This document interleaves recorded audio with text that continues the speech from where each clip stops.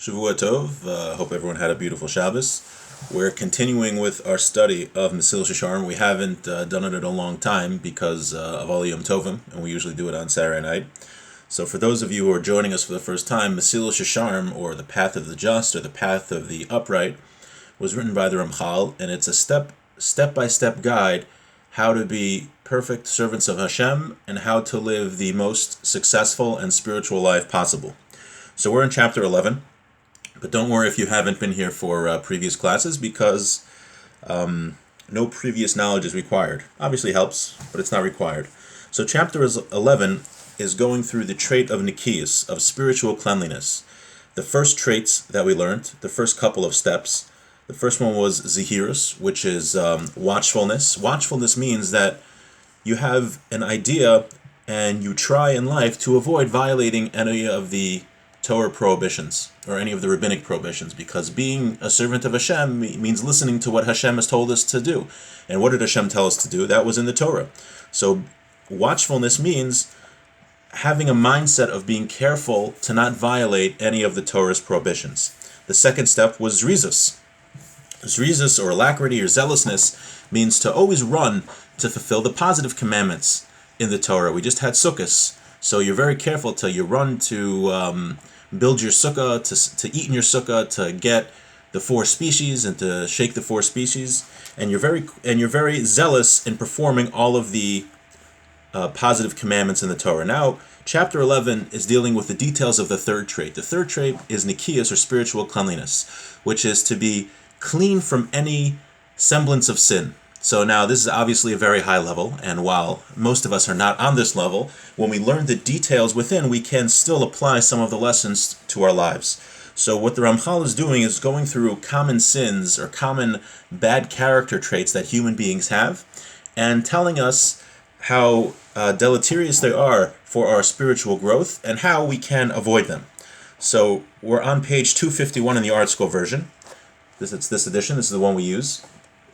And we're on the trait of Chemda and Taiva, desiring for honor and money. So we're learning about the evils of honor and money, and those evils are great. So let's get right into it. And the idea is to learn about this trait and to see how much of a negative spiritual impact it could have on our lives, and to try our best to apply it to our own lives to distance ourselves from these bad traits. V'tira. Ki achos hakina hi achemda v'hataiva. The sister of jealousy is desiring and lust. The reason he's saying that, because I know it's been a long time, but our last class we discussed jealousy, how damaging it is, to have the trait of jealousy. Halohi hamiyagas leva adam yom moso. The desire and lust, it is on a person's heart until the day he dies. Like the rabbis say, Ein adam meis v'chatzi tavaso biyado. When a person dies, he doesn't have half of his lustful desires fulfilled. Right? People have all these dreams they want to do. They want to have the bigger house, they want to have the bigger car, or they want to try this food, that food. They want to have this immoral experience or that immoral experience. Says the rabbis, when a person dies, the rabbis say it's not worth going after all of these ephemeral things, because a person, when he dies, doesn't even get half of all of his desires fulfilled. V'amnam ikar hataiva pona l'shnei roshim. But the main lust of a person, the main desire that a person has, are for two heads, he calls them.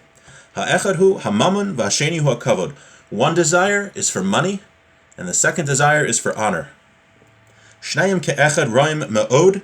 Both of them are very bad. V'gormim la'adam ra'os rabos, and they cause man great misery.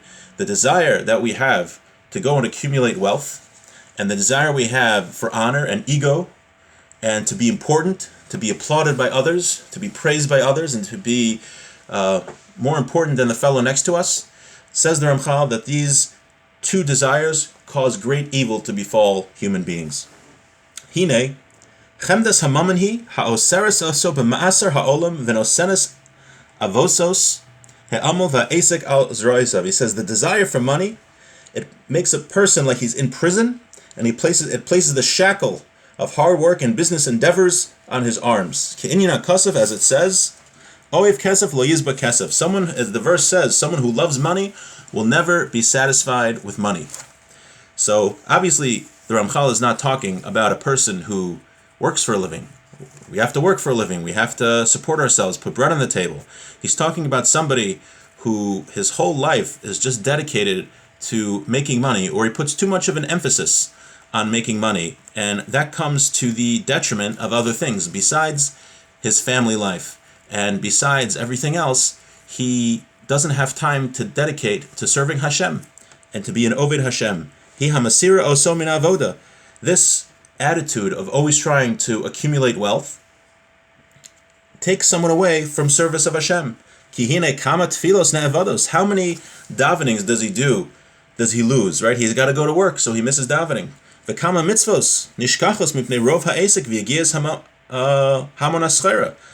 How many mitzvos, how many commandments does he lose because he's always running to make money and to do business? Kol shechein Talmud Torah, all the more so learning Torah, right? How many people, have this perspective in life that they'll get a job and they'll just make enough what they need and they'll work the minimum of what they need to provide for themselves, and then after that they're going to dedicate the rest of their time for avodas Hashem, to serve God, right? That takes a very strong spiritual person to be able to do that. Many people, so as soon as they start tasting a little bit of success, they just want more and more, and before they know it, they're working all the time. And not only are they not spending time with their families, but they are not able to perform mitzvos. It causes them to sin, and they're not able to study Torah. There's a very interesting article written years ago when Lehman Brothers went up from a executive, how it forced him to reevaluate his life and how much time he spent, commuting into the city and just spending his entire day at work, and how many important things he missed out on life. And it was a very powerful letter. I'm sure you could find it on Google. But most people when they retire, their companies don't remember them. Besides these other things, there's a famous parable that somebody tells. It was about a fellow, he heard about an island, and this island was full of diamonds. So he chartered a boat, he hired a sea captain. The sea captain is going to take him to this island, and he's going to pick him up a year later. So he gets to this island, the captain says, I'll see you in a year. And he goes into one of the caves, and sure enough, the cave is full of diamonds. So he starts packing up his bags and crates, filling his crates with diamonds. He spends the whole day filling his various boxes and crates with diamonds, and he's very happy. He's a wealthy man. But all of a sudden he starts feeling some hunger pains. So he looks around and he tries to find the local diner, local restaurant. He goes in, he orders some food, feels satisfied. Waiter comes by to give him the check. He hands him some diamonds, and the waiter said, "What's this?" He says, "I'm paying you in diamonds. What's the problem?" He says, "We got a ton of this here. We don't accept this as payment." So he says, "What do you accept as payment then? How can I pay you?" He says, "We take chicken fat. That's our currency here." He says, "Chicken fat? I don't have any chicken fat." So he says, "Well, come. You have to work in the kitchen. Wash dishes and work off your meal." So he did that, and he gave him a little more chicken fat for his services. And he says, "Oh wow, I made some good money here. I got some chicken fat." So he comes back the next day and he starts working in the kitchen for more chicken fat.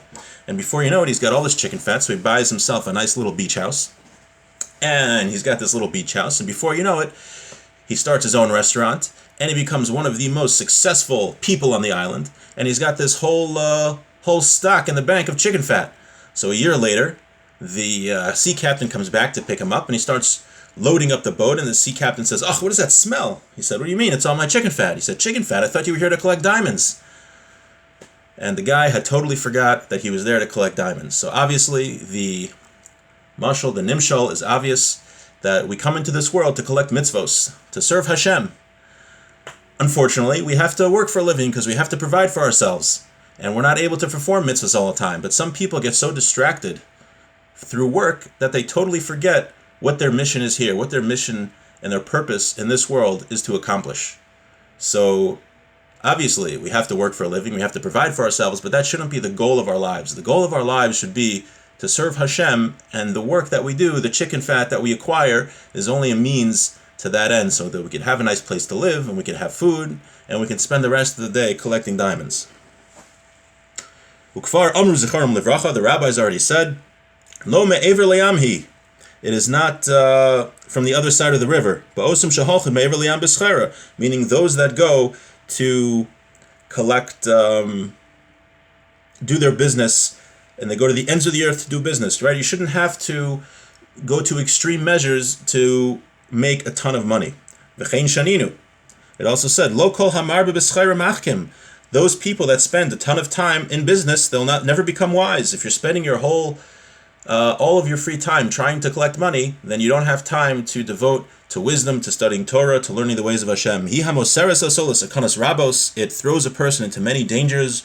Umateshes as kocho berov hadaiga. It weakens a person because all of his worry. Afilu achrei hisigo harbe. Even after he gets a lot, people with a lot of money, they are also worried. Maybe they'll lose it. Maybe something will happen. This is where the attribute of bitachon, trusting in Hashem, comes in. Because as much money as we have, you really never know what could happen. You're never going to feel secure. The only way to feel secure is to trust Hashem. He is the one who ultimately provides. It also says in the Mishnah, Mar benechasim mar bedaiga. That's the name of this class. More money, more problems. The more possessions you own, the more worry there is. Very often, this pursuit of material possessions and money causes a person to violate Torah commandments and also causes people to do silly, irrational things and go against his common sense. So that's the first bad midah, the first character trait, is the obsessive desire to go after money and to be wealthy, where we just forget what we're here for. We forget that we're here to collect diamonds and not to collect chicken fat. And next week, God willing, we'll continue with the second bad trait, which is the desire for honor, ego fulfillment, and being important. And with that, have a very holy week.